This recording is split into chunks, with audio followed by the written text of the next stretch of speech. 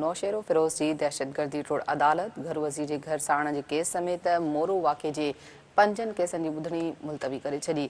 जतोई भार गुलाम मुर्तज़ा जतोई मसरूर जतोई दहशतगर्दी टोड़ अदालत में पेश थिया। अदालत ॿुधणी 2 अक्टूबर ताईं मुलतवी करे छॾी। आगाह कयूं पिया अम ख़बर जे हवाले सां नौशेरो फिरोज जी दहशतगर्दी टोड़ अदालत घर वज़ीर जे घर साण जे केस समेत मोरो वाक़े जे 5 केसनि जी ॿुधणी मुलतवी करे छॾी आहे। अव्हांखे ॿुधायूं त जतोई भाइर गुलाम मुर्तज़ा जतोई मसरूर जतोई दहशतगर्दी टोड़ अदालत में पेश थिया। अदालत ॿुधणी 2 अक्टूबर ताईं मुलतवी करे छॾी।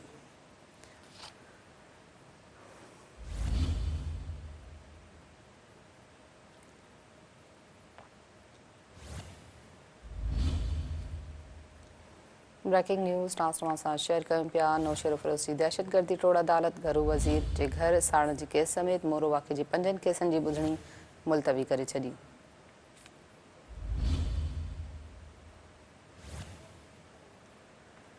जतोई भार गुलाम मुर्तज़ा जतोई मसरूर जतोई दहशतगर्दी टोड़ अदालत में पेश थिया। अदालत ॿुधणी 2 अक्टूबर ताईं मुलतवी करे छॾी आहे।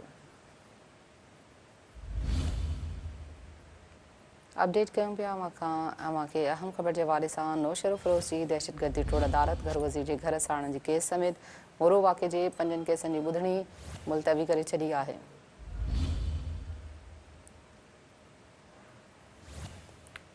जतोई भार गुलाम मुर्तज़ा जतोई मसरूर जतोई दहशतगर्दी टोड़ अदालत में पेश थिया। अदालत ॿुधणी 2 अक्टूबर ताईं मुलतवी करे छॾी।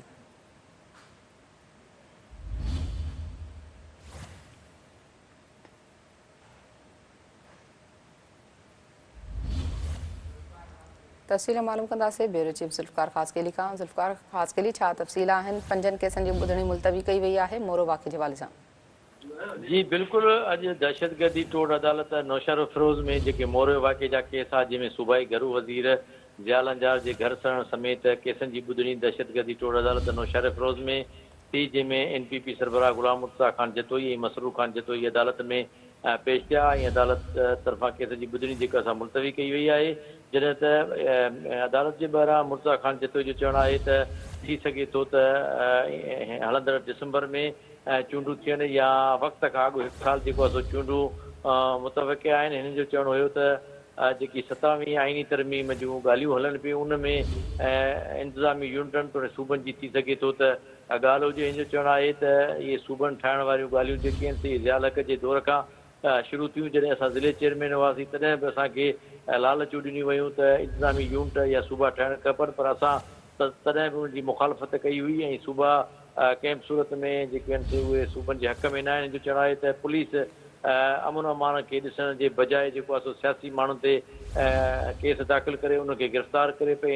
ऐं हिन जो वधीक चवणु हुयो त ज़ुल्फ़िकार जूनियर सां बिल्कुलु मुंहिंजी मुलाक़ात थी हुई ऐं ज़ुल्फ़िकार जूनियर जे हवाले सां जेकी फ़ातिमा भुट्टो आई आहे थी सघे त सिधी तरह उहा सियासत में हिसो न वठे, बाक़ी बेक में वेही ज़ुल्फ़िकार जूनियर सां उहा सियासत में उनजी सपोर्ट करे 2-3 महीननि में लॻे थो त जेकी पार्टी आहे उहा मुतफ़क़ आहे त उहा पार्टी ठहंदी। हिन जो चवणु हुयो त सिंध जी जेकी अमन अमान जी सूरत हाल आहे उहा ख़राबु आहे ऐं पुलिस खे मुकमिल तौर ते जेको सियासी विंग ठाहे सियासी मुखालफ़नि जे ख़िलाफ़ इस्तेमालु कयो पियो वञे। उन मौक़े ते मसरूर ख़ान जतोई बि साण सां गॾु हुयो। जॾहिं त पुलिस तरफ़ां वॾी नफ़री जेको आहे सो अदालत जे ॿाहिरां मौजूदु हुई।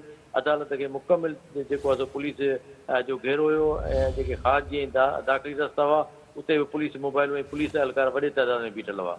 जी ठीकु आहे, वॾी महिरबानी ज़ुल्फ़िकार ख़ासकेली आगाह करण लाइ। आगाह कयूं पिया अव्हांखे अहम ख़बर जे हवाले सां नौशेरो फिरोज़ जी दहशतगर्दी टोड़ अदालत घरू वज़ीर जे घर साण जे केस समेत मोरो वाक़े जे 5 केसनि जी ॿुधणी मुलतवी करे छॾी। जतोई भाइर गुलाम मुर्तज़ा जतोई मसरूर जतोई दहशतगर्दी टोड़ अदालत में पेश थिया।